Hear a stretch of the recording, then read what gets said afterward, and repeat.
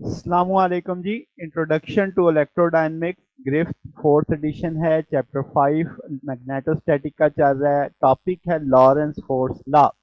उसके अंदर हम देखेंगे equation of continuity for the static current, फिर equation of continuity for non static current.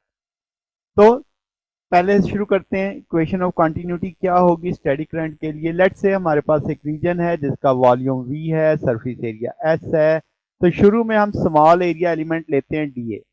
हम कंसीडर करते हैं एरिया वेक्टर जिसके ऊपर नॉर्मल लगा होगा, वो नॉर्मल हमें उस एरिया की क्या देगा, डायरेक्शन देगा, जैसे इस फिग में देख सकते हैं। अब अज्यूम करते हैं कि जो करंट डेंसिटी है उसे जे से उस पॉइंट पे रिप्रेजेंट कर लेते हैं। अमाउंट ऑफ करंट जो फ्लो करेगा डीवी वॉल्यूम से उस एरिया एलिमेंट से, तो हम कहेंगे डी आई बराबर है जी डॉट डी ए। पूरी सरफेस का देखना हो तो होल इंटीग्रल ले लेंगे क्लोज सरफेस का, तो J dot D as a close surface आ जाएगा।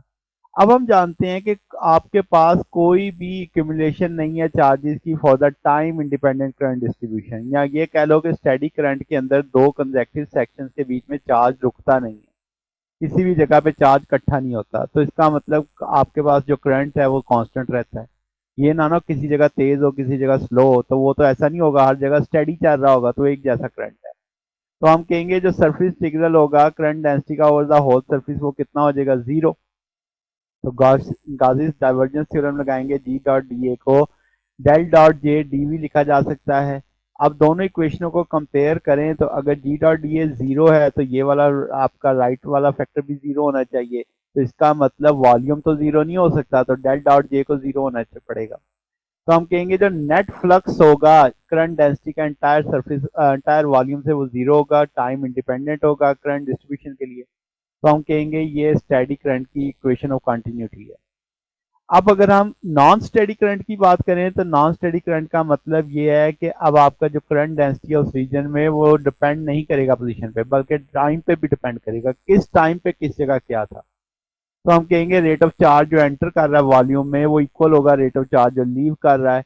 तो जे डॉट डी ए को बराबर रखेंगे minus D Q by d T. Minus क्यों आ रहा है, क्योंकि चार्ज डिक्रीज करेगा टाइम के साथ वॉल्यूम में। तो टोटल चार्ज जो वॉल्यूम में होगा ओवर बाय द सरफेस वो आ जाएगा Q rho DV. Entire volume हम वॉल्यूम चार्ज डेंसिटी कंसीडर कर रहे हैं, क्यू की ये वैल्यू इसे का प्लेस कर देंगे। अब आपके पास इसको नेगेटिव है दूसरी तरफ ले जा, इसे भी यानी डाइवर्जेंस थ्योरम लगाएंगे, जे डॉट डे को डेल डॉट जे डीवी आ जाएगा। ये नेगेटिव वाला फैक्टर दूसरी तरफ ले जाके इकट्ठा वॉल्यूम कर देंगे। तो अब आप कहेंगे इक्वल टू जीरो जवाब आना चाहिए, वॉल्यूम एलिमेंट तो जीरो नहीं है, तो इसका मतलब ब्रैकेट जीरो है आपके पास। तो डेल डॉट जे बराबर आ जाएगा minus d rho by d t. तो ये इक्वेशन ऑफ कंटिन्यूटी बन जाती है फॉर नॉन स्टैटिक करंट के लिए। अब डाइवर्जेंस जो करंट डेंसिटी की है वो किसके बराबर आएगी, डेल डॉट जे क्या बता रहा है कि वो इक्वल होगी rate of decrease column density of the charge, यानी वक्त के साथ चार्ज डेंसिटी कम होती जाएगी। जब स्टेडी करंट होगा तो ये जाहिर है कांस्टेंट रहेगी, जीरो आ जाएगा, कोई चेंज नहीं आएगा, तो इक्वल टू जीरो, तो डेल डॉट जे जीरो आ जाएगा, जो हम पीछे प्रूफ करके आए हैं। तो जो अमाउंट ऑफ चार्ज है सरफेस से क्लोज सरफेस पे वो जीरो नहीं है, यानी वो आपके पास जीरो नहीं आ रही। तो चार्ज डेंसिटी जो वॉल्यूम रीजन में टाइम में हम कहेंगे rate of charge entering the small element is equal है rate of charge leaving the small element. Law of conservation of charge लग रहा होगा। तो ये हमारे पास सोल्यूशन है। अगर आपको इसमें कोई बात पूछनी हो, डाउट हो, नीचे कमेंट्स में पूछ सकते हैं।